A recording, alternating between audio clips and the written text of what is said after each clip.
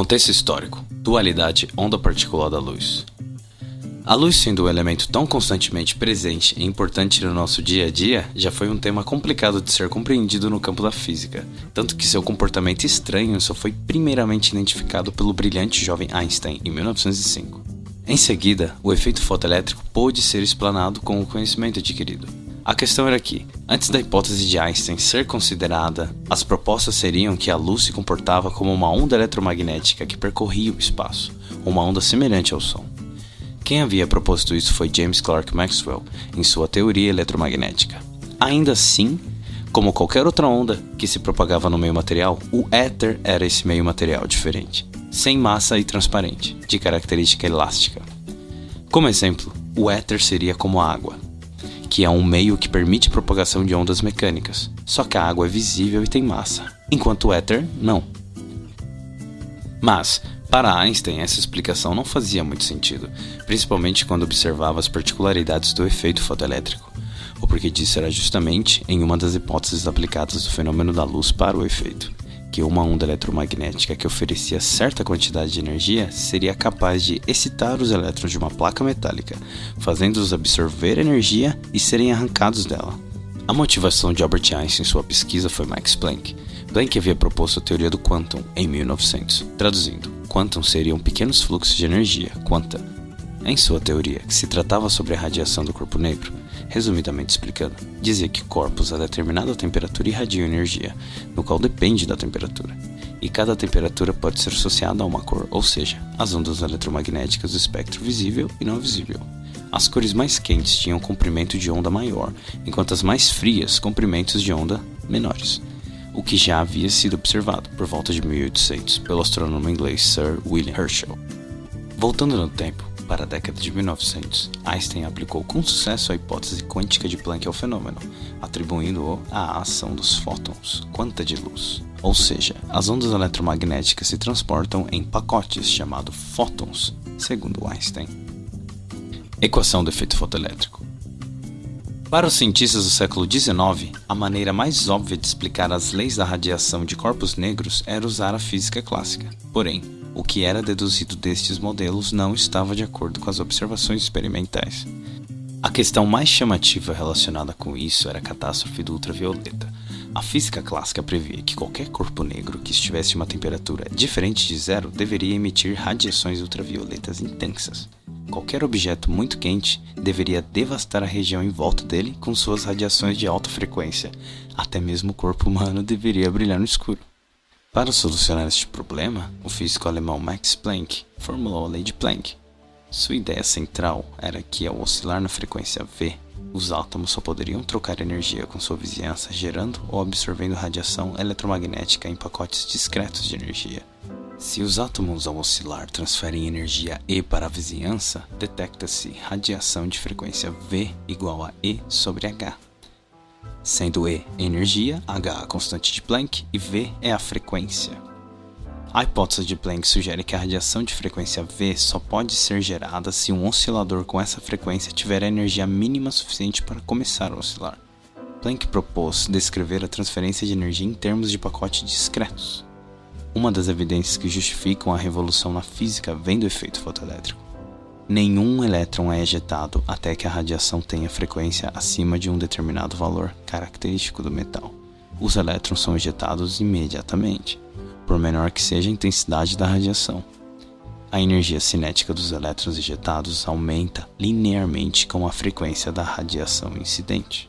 Einstein encontrou uma explicação para essas observações e modificou profundamente nossa concepção de campo eletromagnético. Ele propôs que a radiação eletromagnética é feita em partículas, mais tarde denominada fótons. Cada fóton pode ser entendido como um pacote de energia, e a energia de cada fóton relaciona-se com a frequência da radiação pela equação E igual a H vezes V. Assim, por exemplo, os fótons de luz ultravioleta têm mais energia que os fótons da luz visível, que têm frequências menores. De acordo com esse modelo de fótons para a radiação eletromagnética, pode-se visualizar um feixe de luz vermelha como um feixe de fótons com uma dada energia, a luz amarela um outro feixe de fótons com mais energia e a luz verde um outro feixe de fótons com mais energia ainda. Observação: A intensidade da radiação é uma indicação do número de fótons presentes e E igual a H vezes V é a energia de cada fóton individualmente. As características do efeito fotoelétrico são facilmente explicadas se considerarmos a radiação eletromagnética em termos de fótons. Se a radiação incidente tem frequência V, ela é formada por um feixe de fótons de energia HV. Essas partículas colidem com os elétrons do metal. Baseado nas leis de Planck, Albert Einstein explica o fenômeno efeito fotoelétrico, que basicamente é a emissão de elétrons de uma superfície metálica com emissão de luz. O que não era compreendido na época era que determinadas frequências de luz não tiravam os elétrons do metal, independente da sua intensidade. Einstein solucionou isso quando afirmou que os elétrons só absorvem quantidades específicas de energia, adotando que a luz se comporta como partícula. Para um elétron absorver a radiação eletromagnética incidente em um metal e ser solto, essa radiação deve ter uma frequência mínima que depende do metal onde esse elétron se encontra, pois essa frequência mínima está relacionada à energia necessária para romper as forças atrativas sobre o elétron, e essa energia pode variar conforme o material. Caso a frequência de onda seja maior que a necessária, além do elétron se desprender do metal, ele irá ganhar energia cinética que aumentará conforme a frequência da onda aumentar. Ao relacionarmos essas informações, chegamos à fórmula: energia do fóton igual energia trabalho, que é a energia necessária para romper as forças de atração sobre o elétron, mais energia cinética, energia de movimento adquirida pelo elétron posteriormente. Para encerrar, veremos agora as aplicações do efeito fotoelétrico no nosso cotidiano. Para demonstrar a importância da descoberta desse fenômeno e da ciência em si, aqui estão algumas aplicações cotidianas indispensáveis em nossa sociedade atual. O fotodiodo e as câmeras digitais. Vivemos em uma era em que há um fluxo nunca antes visto de troca de imagens e vídeos graças à internet, mas nada disso seria possível sem as câmeras para recordar fotos e gravar vídeos. O fotodiodo é a interface nesse processo de captura da imagem do mundo real para o mundo virtual. É praticamente uma matriz de vários pixels de fotodiodo, e cada pixel de fotodiodo vai ser excitado com uma cor diferente do pixel da imagem que se deseja capturar. Vão ser recordadas diferentes cargas, graças ao efeito fotoelétrico, em cada pixel de fotodiodo. E cada carga, posteriormente, vai ser considerada como uma cor em específico, que vai compor uma imagem digital. Processo semelhante ocorre em nossos olhos, porém de forma biológica.